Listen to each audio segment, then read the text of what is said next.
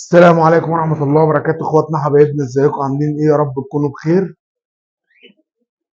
زي ما عودناكم كل لما بنعمل حاجة جديدة بنوريها لكم وبنظبط الدنيا مع بعض. طبعا الناس اللي بتفرخ، طبعا ده موسم الفرخ وموسم الخير كله. حابب تشوف المنظر ده عندك يا صاحبي؟ تعالى كده بص. حابب تشوف المنظر ده عندك؟ دايما دايما يبقى عندك زغاليل زي كده.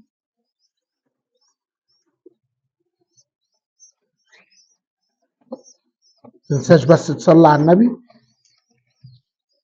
الحمد لله كل اكتر اللصوص منهم زغاليل صغيره، يا بيض يا زغاليل.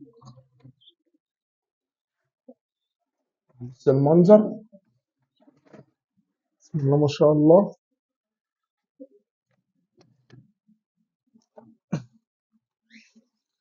دايما حابب تشوف المنظر ده كده. اهم حاجه صلي على النبي. تعال اقول لك سر الخلطه، السر اللي محدش هيقوله لك في الغوايه كلها. شايف شويه الكلفه دول كده انا بكلف بيهم. السر كله بقى يا باشا هنا اهو، في العلبه دي. والله في العلبه دي يا صاحبي. على بص المنظر كده،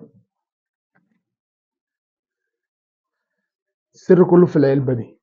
ديت حاجه مفيش غاوي هيقول لك عليها. 90% من الغواي ترضاش يا باشا تقول لحد.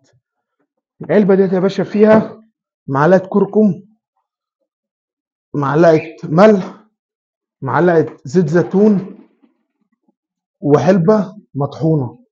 كل الحاجات دي بنحطها على بعض يا باشا، وزي ما انت شايف كده. كل دي اعشاب طبيعيه بتيجي من عند العطار، زي ما انت شايف كده اهو.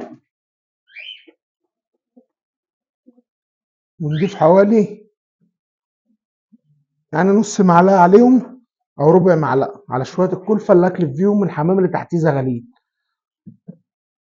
ده يا باشا بيعمل ايه؟ مضاد حيوي، بيظبط الدنيا. كل حاجه هتلاقيها في العلبه دي. تمام. قلبهم يا باشا زي بعض كده اهو.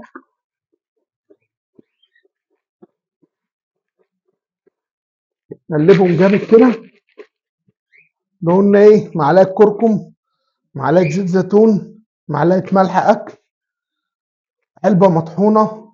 كل ده بنطحنه يا باشا، وكل الاسوس اللي تحتيها زغاليل. تمام. اهي الخليط اتعملوا شويه دول بنكلف منه. كل الاسوس اللي تحتهم زغاليل نحط لهم منه. ده يا باشا مطهر معوي، محسن للريش، قاتل للديدان. بص كل حاجه في الخلطه دي. شايف الخلطه دي ايه؟ هتلاقي الدنيا اتظبطت عندك، وان شاء الله هتلاقي في منها. بص هتلاقي عندك الحمام ما بطلش بيض ورافع مناعه وكل حاجه.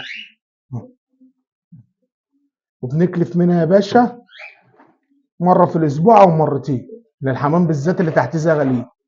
تلاقي يا باشا الزغاليل الدنيا تمام التمام. وربنا يزيدنا ويزيدكم. ولو استفدت حاجه ما تنساش اللايك والشير.